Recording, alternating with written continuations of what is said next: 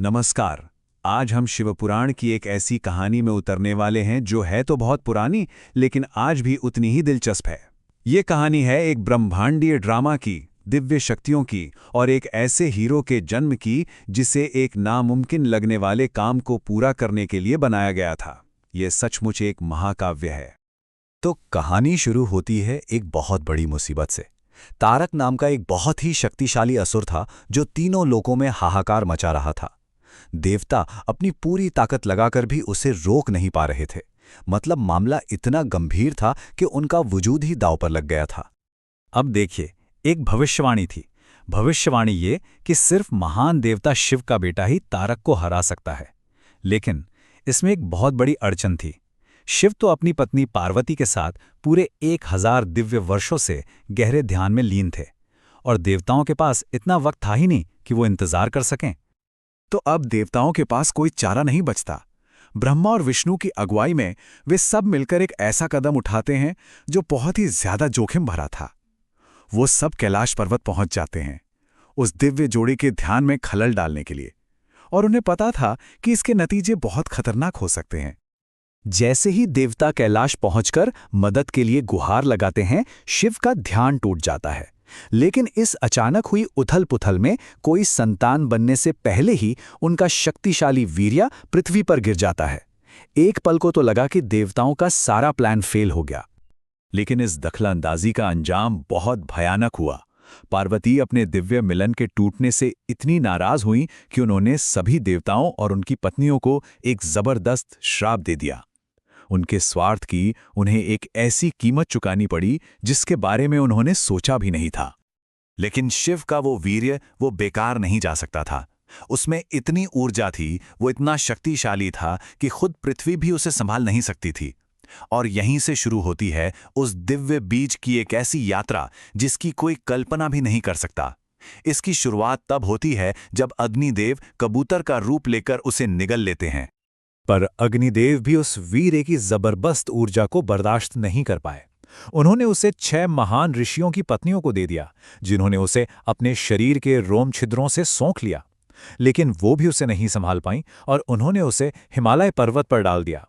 हिमालय भी कांप उठा और उसने उसे गंगा नदी में बहा दिया, और आखिरकार गंगा ने उसे सरकंडों के एक झुंड में जमा कर दिया। ये तो बिल्कुल एक कॉस्मिक हॉट पोटैटो जैसा हो गया, है ना? और फिर उन सरकंडों के बीच से एक चमत्कार होता है। एक तेजस्वी बालक का जन्म होता है। वो कोई साधारण बालक नहीं था। उसके 6 मुंह थे। उसे 6 कृतिकाओं यानी प्लियाड्स नक्षत्र की देवियों ने देखा और गोद ले लिया, और उन्होंने ही उसका नाम रखा कार्तिकेय।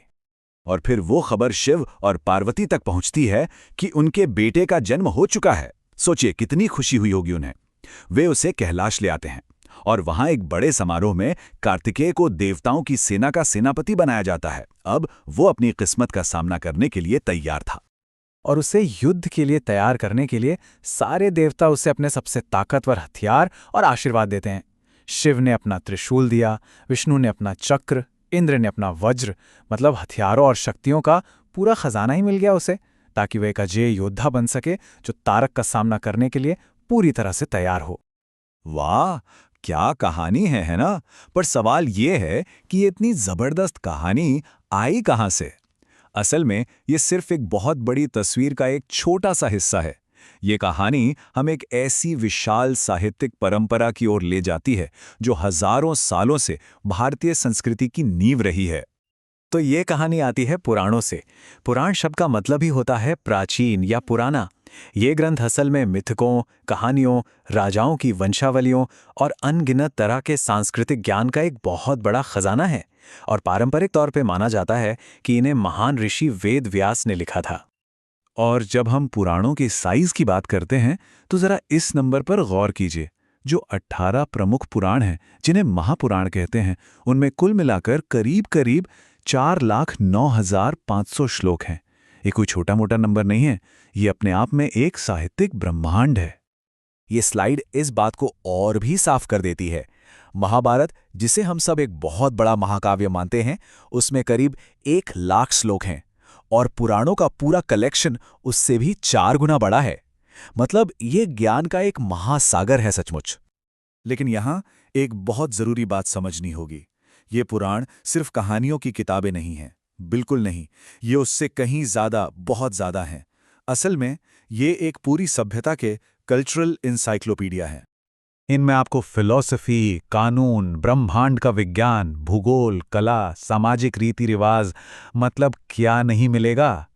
इन ग्रंथों ने सदियों से हिंदू सोच, संस्कृति और समाज को एक शक्ल दी है, जो इन्हें सिर्फ कहानियों से कहीं ज्यादा महत्वपूर्ण बना देता है।